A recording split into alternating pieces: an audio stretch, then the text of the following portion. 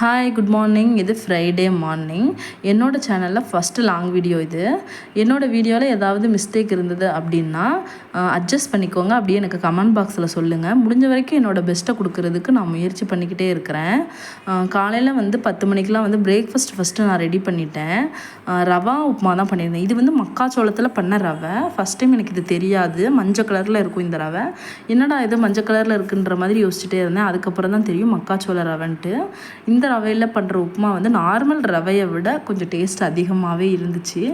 ஜாலியாக எல்லாருமா சேர்ந்து உட்காந்து பிரேக்ஃபாஸ்ட் சாப்பிட்டோம். இந்த சாட்டர்டே சண்டே லீவு டைமில் தான் இதெல்லாம் நடக்கும். இந்த வாட்டி ஃப்ரைடே சாட்டர்டே சண்டே 3 நாளும் லீவு. பசங்களை எப்படி தான் சமாளிக்க போகிறேன்னு எனக்கே தெரியல. ஹஸ்பண்ட் இருக்கிறதுனால ஒரு வழியாக சமாளிச்சிருவேன். சைட் பை சைட் வீடை ஃபுல்லாக க்ளீன் பண்ணிட்டோம். நான் லீவு டைமில் நாங்கள் இப்படி தான் டைம் ஸ்பெண்ட் பண்ணுவோம். ஹாலில் பெட்டை தூக்கி போட்டு எல்லாருமா சேர்ந்து பார்க்காத படம் நெட்டில் வந்த புது படம்லாம் ஆன்லைனில் உட்காந்து பார்த்துட்ருப்போம். இப்படி தான் எங்கள் டைம் ஸ்பெண்ட் பண்ணிகிட்டே இருப்போம்.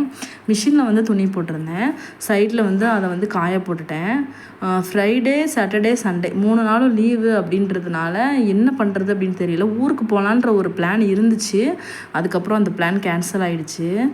இது நான் டெய்லரிங் கிளாஸ் போகும்போது ஃபஸ்ட் டைம் தைச்ச சுடிதார். அதை தான் இப்படி நான் ஃப்ரெஷ் ஆகிட்டு அதை போட்டுட்டு உங்களுக்கு காமிச்சிட்ருக்கேன். என்னோடய மிஷின் சும்மா தான் இருக்குது. பொருளெல்லாம் அதில் எடுத்து வச்சு அப்படி தான் இப்போதைக்கு இருக்குது. பெரிய பாப்பா சின்ன பாப்பா 2 பேருமே ஸ்கூலுக்கு ஒட்டுக்கா போனதுக்கு அப்புறம் தான் நான் தைக்கிறதுக்கு ஸ்டார்ட் பண்ணணும். இப்போ வரைக்கும் ஏதாவது சின்ன கிழிஞ்சிருக்கிறது ஆல்ட்ரேஷன் பண்ணுறது அந்த மாதிரி தான் இப்போதைக்கு இந்த மிஷினில் தைச்சிட்ருக்கேன். அதுக்கப்புறம் ஃபுல்லாகவே இப்படி தான் இருக்கும் மிஷினு. சைட் பை சைடு நான் க்ரீம்லாம் போட்டு ரெடி ஆகிட்டேன். இந்த கிளைமேட்டுக்கு ஸ்கின் ரொம்ப ட்ரையாக இருக்கும். மாய்ஸ்சரைசர் போடலை அப்படின்னா நம்ம ஸ்கின் ரொம்ப டேமேஜ் ஆயிரும். அப்படின்றதுனால எப்போதுமே நான் மாய்ஸ்சரைசர் டெய்லியும் காலையில் நைட்டு 2 நேரமுமே போட்டுருவேன். ரெடி ஆகிட்டு கிச்சனுக்கு க்ளீன் பண்ண போகிறோம். அதோட குக்கிங் பண்ண போகிறோம். இன்றைக்கி லேயர் தம் பிரியாணி பண்ண போகிறேன். அதோட சிக்கன் கிரேவி, சிக்கன் 65, தயிர் ரைத்தான் நம்மளை சூப்பர் ஸ்பெஷலாக பண்ணி சாப்பிட போகிறோம். இன்றைக்கி ஃபுல்லாமே சிக்கன் வெரைட்டிஸாக தான் இருக்க போகுது. அதுக்கு முன்னாடி கிச்சனை க்ளீன் பண்ணிட்டேன் அப்படின்னா எனக்கு கொஞ்சம் ரிலாக்ஸாக இருக்கும். பாத்திரத்தெல்லாம் கழுவி எடுத்து வச்சுட்டு கிச்சனை ஃபுல்லாக தொடச்சிருவேன். என் ஹஸ்பண்ட் சிக்கன் வாங்குறதுக்காக போயிருக்காங்க. போயிட்டு என் ஹஸ்பண்ட் சிக்கன் வாங்கிட்டு வந்துட்டாங்க. பாஸ்மதி ரைஸ் வாங்கிட்டு வர சொல்லியிருந்தேன். தயிர் பாக்கெட் வாங்கிட்டு வர சொல்லியிருந்தேன். மீதி எல்லாமே வீட்டில் இருக்குது. சைடில் எல்லாமே பிரித்து எடுத்து வச்சுட்டேன். 65க்கு அப்புறம் பிரியாணிக்கு எல்லாமே மேக்னேட் பண்ணி ஊற வச்சு நான் சூப்பராக எடுத்து வச்சிட்டேன். சிக்கன் 65க்கு ஃப்ரீசரில் ஒரு 10 நிமிஷம் வச்சோம் அப்படின்னா நல்லா செட் ஆயிரும். நம்ம ஒரு 1 ஹவரில் பண்ண போகிறோம் அப்படிங்கும்போது சூப்பராக நம்மளுக்கு செட் ஆகிருக்கும். ட்ரை பண்ணி பாருங்கள். என் ஹஸ்பண்ட் டீ கேட்டிருந்தாங்க. அப்படியே கையோடு அவங்களுக்கும் டீ போட்டு கொடுத்துட்டு நானும் குடிச்சிக்கிட்டேன். ஏன்னா எப்படியும் 1 ஹவர் 1.5 ஹவர் கிட்ட ஆகும். அப்படிங்கும்போது நம்ம கொஞ்சம் ரிலாக்ஸாக இருக்கணுன்றதுக்காண்டி டீ குடிச்சிட்டேன்.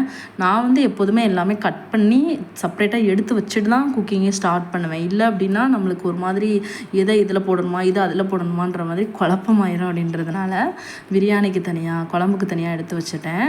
அதுக்கப்புறம் இஞ்சி பூண்டு பேஸ்ட் அரைக்கிறதுக்கும் எடுத்து வச்சுட்டேன். பாஸ்மதி ரைஸை ஊற வச்சுட்டேன். இதில் ஒரு சேலஞ்சிங்கான விஷயம் என்னென்னா பாஸ்மதி ரைஸை 70% வேக வைக்கணுமா. அதுதான் ரொம்ப சேலஞ்சிங்கான விஷயம். அதுக்கு தண்ணியில் ஸ்பைசஸ் எல்லாம் போட்டு தண்ணி நல்லா கொதித்ததுக்கப்புறம் நம்ம ஊற வச்சுருந்த பாஸ்மதி ரைஸை போடணும். அதை 70% வெந்த உடனே நம்ம எடுத்துடணும். அதுதான் ரொம்ப முக்கியம். ரொம்ப பயத்திலேயே நான் அதை பண்ணிகிட்டு இருந்தேன்.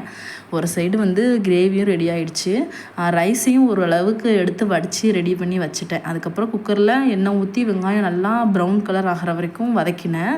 ப்ரௌன் கலர் ஆனதுக்கப்புறமா அதை ஒரு தட்டில் பாதி வெங்காயத்தை எடுத்து வச்சுட்டு பாதி வெங்காயத்தோட தக்காளி, பச்சை மிளகா, கொத்தமல்லி, புதினா எல்லாம் போட்டு நல்லா வதக்கி விட்டுட்டேன். டக்குன்னு போடணும், இல்லைனா கரிஞ்சிரும் வெங்காயம். அப்படின்றதுனால எல்லாத்தையும் டக்குன்னு போட்டுட்டு நல்லா வதக்கிட்டு அதில் மிளகாத்தூள், கொத்தமல்லி தூள் இது 2 மட்டும்தான் நான் யூஸ் பண்ணியிருக்கேன். வேறு எந்த பொடியுமே நான் அதில் போடவே இல்லை. ஆச்சி மிளகாத்தூள் போட்டிங்க அப்படின்னா நல்லா கலர் கிடைக்கும் உங்களுக்கு. அதுவே போதுமானதாக இருக்கும். அதையும் போட்டுட்டு நல்லா மிக்ஸ் பண்ணிக்கிட்டேன். அதுக்கப்புறம் மேக்னேட் பண்ணி வச்சுருந்த சிக்கனையும் அதோட போட்டுட்டு நல்லா கிளறி விட்டுட்டேன். தண்ணி ஊற்ற தேவையில்லை. லைட்டாக அந்த பாத்திரத்தை வாஷ் பண்ணி அந்த தண்ணியை அதில் ஊற்றிக்கிட்டேன். அதுவே போதும். நம்ம தயிர் சேர்த்துருக்கிறதுனால தண்ணி ஊற்ற தேவையில்லை. மேக்னேட் பண்ணும்போதே நான் கொஞ்சம் ஒரு 1/4 லிட்டர் தயிர் சேர்த்துருக்கேன். அது ரொம்ப முக்கியம். நான் சொல்ல மறந்துட்டு தயிர் சேர்க்கணும் கண்டிப்பாக.